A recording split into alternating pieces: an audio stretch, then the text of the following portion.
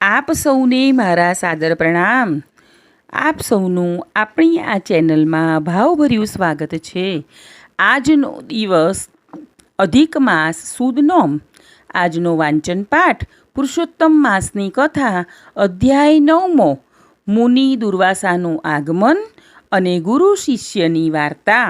શ્રી ગણેશાય નમઃ. શ્રી વિષ્ણવે નમઃ. કથા મુનિ દુર્વાસાનું આગમન. સૂત બોલ્યા, હે મુનિઓ, તે પછી નારદજીએ વિસ્મયથી વ્યાપ્ત થઈ શ્રેષ્ઠ બ્રાહ્મણ મેઘાવીની પુત્રીનું વૃત્તાંત શ્રી નારાયણને પૂછ્યું. નારદજી બોલ્યા, હે શ્રી નારાયણ મુનિ, મેઘાવીના સ્વર્ગવાસ બાદ તેમની પુત્રીએ તપોવનમાં શું કર્યું? કયા મુનિએ તેનું પાણી ગ્રહણ કર્યું?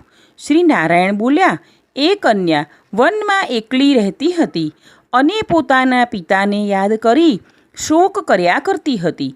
પિતા વિનાના ઉજ્જડ ઘરમાં તે સાવ એકલી રહેતી હતી. તેનું હૃદય કમળ બળ્યા કરતું. પોતાના દુઃખનો પાર તેને દેખાતો ન હતો. એ વખતે સંજોગો વસાત અત્યંત ક્રોધી મુનિ દુર્વાસા ભવિષ્યના બળથી પ્રેરાઈને એ પાતળા પેટવાળી કન્યા પાસે આવી ચડ્યા.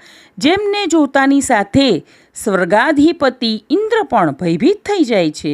એ ઋષિ દૈવેચ્છાએ જ તે તપોવનમાં આવ્યા હતા.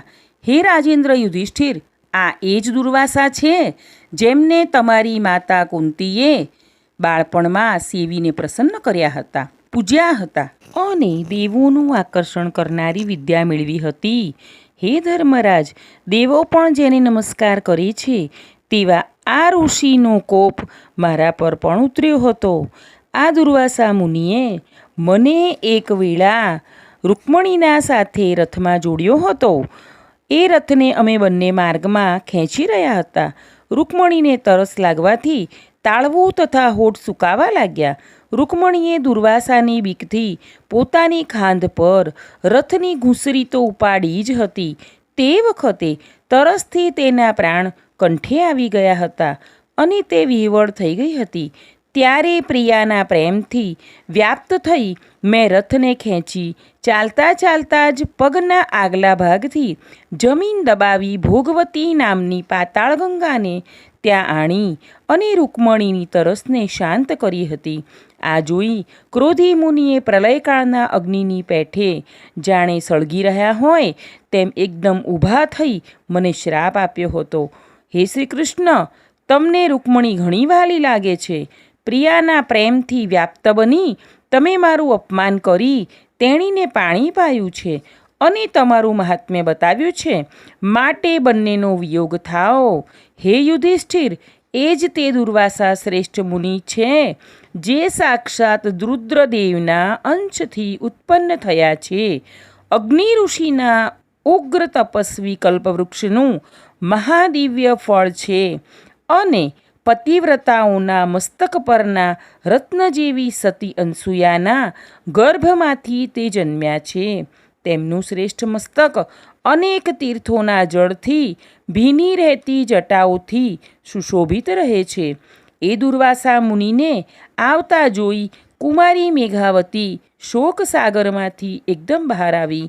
તેમજ એ બાળાએ આદર સહિત તેમનું પૂજન કર્યું.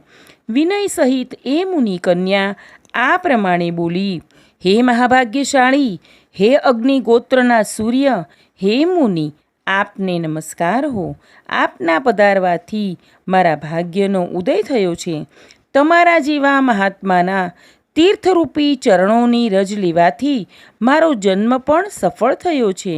મારા ધનભાગ્ય કે આપ જેવા મહાપુણ્યશાળી પુરુષના આજે મને દર્શન થયા છે. દુર્વાસાએ કહ્યું, ધન્ય છે ઓ બ્રાહ્મણ પુત્રી, તારો ધાર્મિક સ્વભાવ જાણી હું કૈલાસ પરથી તારા આશ્રમમાં આવ્યો છું. હવે હું સનાતન મુનીશ્વર શ્રી નારાયણ દેવના દર્શન કરવા જલ્દી બદ્રિકાશ્રમમાં જઈશ. ત્યાં એ ભગવાન લોકોના કલ્યાણ માટે એકાગ્ર થઈ અતિ ઉગ્ર તપશ્ચર્યા કરી રહ્યા છે. હે દીકરી, તારે કોઈ પણ જાતનું દુઃખ હોય તો તે મને વિના સંકોચે જણાવ. હું તને યોગ્ય ઉપાય બતાવીશ. બાળા બોલી, હે ઋષિ, આપના દર્શનથી જ મારો શોકરૂપી સમુદ્ર સુકાઈ ગયો છે. મારા માતા પિતા કે ભાઈ નથી જે મને ધીરજ આપે. દુઃખના દરિયામાં પીડાઈ રહી છું. મારા દુઃખને દૂર કરવાનો ઉપાય જલ્દીથી કરો. પરણવા માટે કોઈ પુરુષ મને ઈચ્છતો નથી. મારો કન્યાકાળ વીતી રહ્યો છે અને એની ચિંતામાં હું કોઈ સુખ પામી શકતી નથી. નથી ભાવતા ભોજન લઈ શકતી કે નથી ચેનથી નિદ્રા લઈ શકતી. કોઈ યોગ્ય પુરુષ મારું પાણી ગ્રહણ કરે તેવી મારી ઈચ્છા છે. આપ મારા પર કૃપા કરી આ દુઃખ દૂર કરવાનો કોઈ ઉપાય બતાવો. એમ કહી આંસુવાળા મુખે એ બાળા તેમની આગળ બોલતી બંધ પડી. દુર્વાસા તેણીના દુઃખને દૂર કરવા તે વેળા વિચારમાં પડ્યા. શ્રીનારાયણ બોલ્યા, મુનિકન્યા મેઘાવતીનું આવું કરુણ વચન સાંભળી મહાતપસ્વી મુનીશ્વર દુર્વાસાએ વેદોનો વિચાર કરી અતિશય કૃપાથી એ બાળા સામે જોયું અને પછી સારરૂપ કંઈક હિતકારી વચન તેને કહ્યું. પુરુષોત્તમ મહાત્મ્યનો મુનિ દુર્વાસાનું આગમન નામનો 9મો અધ્યાય અહીં પૂર્ણ થાય છે. હવે પતિત પાવન પુરુષોત્તમ માસની વાર્તાનું રસપાન કરીએ. ગુરુ શિષ્યની વાર્તા. એક નદીના કિનારે એક સંતનો આશ્રમ હતો. સંતને એક શિષ્ય હતો. સંત ઘણા જ્ઞાની અને શિષ્ય ઘણો જિજ્ઞાસુ. પાવન પુરુષોત્તમ માસ આવતા ગુરુએ વ્રતની તૈયારી કરી અને શિષ્યને પણ આ વ્રત કરવા જણાવ્યું. ત્યારે શિષ્યે પૂછ્યું કે પુરુષોત્તમ ભગવાન પ્રસન્ન થાય તો શું આપે? ગુરુ બોલ્યા, હે વત્સ, પુરુષોત્તમ પ્રભુનો મહિમા અપાર છે. આ મહિનામાં દાન, ધ્યાન, જપ, તપ કરનારનું જીવન સફળ થઈ જાય. પૂર્ણ શ્રદ્ધાથી વ્રત કરવાથી સુખ સમૃદ્ધિ મળે અને વ્રતના ઉજવણાના સમયે બ્રહ્મભોજન વખતે સાક્ષાત પ્રભુના દર્શન થાય. શિષ્યે વિચાર કર્યો કે આટલી સહેલાઈથી પ્રભુના દર્શન થતા હોય તો આ વ્રત કરવું જ જોઈએ. શિષ્યે તો વ્રત કર્યું. ઉજવણાના દિવસે 101 બ્રાહ્મણ નોતર્યા. લચપચતા લાડુ બનાવ્યા અને જાતે દેખરેખ રાખવા લાગ્યો. બ્રાહ્મણો જમતા હતા તે વખતે એક મેલો ઘેલો દુર્ગંધ મારતો કૃશ કાયાવાળો ભિખારી ત્યાં આવ્યો અને કરગરવા લાગ્યો, હે ભાઈ, હું 1 અઠવાડિયાથી ભૂખ્યો છું. હવે તો ચાલી પણ શકતો નથી. માટે મને થોડુંક ભોજન આપો જેથી મારી ભૂખ સંતોષાય. શિષ્યની તો ભિખારીના દહરણ જોઈ એવી સૂગ ચડી કે તેને ધક્કા મારીને બહાર કાઢ્યો. પણ ભિખારી કરગરતો ત્યાં જ ઊભો હતો અને ભોજન માટે વિનવવા લાગ્યો. ત્યારે ક્રોધથી આકળો બનેલો શિષ્ય લાકડી લઈને ભિખારી પર તૂટી પડ્યો. ભિખારીને માર મારીને બહાર કાઢ્યો. ભિખારી ગયા પછી હાશકારો કરતો તે પ્રભુની રાહ જોવા લાગ્યો. હમણાં પ્રભુ પ્રગટ થાય અને દર્શન કરીને જીવન સફળ કરી લઉં. બ્રાહ્મણો જમીને ઊભા થવા લાગ્યા પણ પ્રભુ ન પ્રગટ્યા.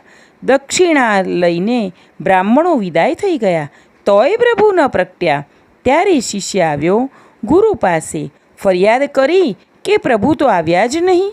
ગુરુ બોલ્યા કે પ્રભુ ન આવે તેવું બને જ નહીં. શિષ્યે તો સોગંદ ખાઈને કહ્યું કે કોઈ આવ્યું નથી. ત્યારે ગુરુએ સમાધિમાં જોયું, બધી વાત જાણી લીધી. પછી શિષ્યને કહ્યું કે પ્રભુ તો આવ્યા હતા પણ તારી આંખો એને ઓળખી ન શકી. જેને તે લાકડીઓ ફટકારી તે સ્વયં પ્રભુ હતા. શિષ્યના ગળે વાત ન ઉતરી. ત્યારે શિષ્યને ખાતરી કરાવવા ગુરુએ પૂર્ણ શ્રદ્ધાથી પ્રભુને યાદ કર્યા. તત્કાળ પુરુષોત્તમ પ્રભુ પ્રગટ થયા. પ્રભુના શરીર પર લાકડીના સોળ જોઈને શિષ્ય પ્રભુના પગમાં પડી ગયો. પ્રભુ બોલ્યા, હે અજ્ઞાની, મારા અનેક રૂપો છે અને હું ક્યારે કયા સ્વરૂપે પ્રગટ થાઉં તે કોઈ જાણી શકતું નથી. જે પ્રાણી માત્ર પર દયા રાખે છે તે જ મને ઓળખી શકે છે. માટે હવે ક્યારેય કદી પણ કોઈનો અનાદર ન કરતો અને ભૂખ્યાને ભોજન કરાવજે. એ અન્ન સીધું મને પહોંચે છે. દયાળુ પ્રભુએ એને માફ કરીને અન્નદાનનું મહત્ત્વ સમજાવ્યું. પ્રભુના દર્શનથી ધન્ય થયેલા એ શિષ્યના મનનો મેલ ધોવાઈ ગયો અને તેણે જીવ માત્ર પ્રત્યે દયા રાખી આખી જિંદગી અન્નક્ષેત્ર ચલાવ્યું અને અંતે વૈકુંઠને પામ્યો. હે પુરુષોત્તમનાથ, તમે જેવા ગુરુ શિષ્યને ફળ્યા એવા સૌને ફળજો. પુરુષોત્તમ ભગવાનની જય. આગળના અધ્યાયની કથા અને વાર્તા સાંભળવા માટે આપણી આ ચેનલને લાઈક, શેર અને સબસ્ક્રાઈબ જરૂરથી કરજો. આપણે સૌ ખુશ અને નિરોગી રહીએ તેવી પ્રભુના ચરણોમાં પ્રાર્થના.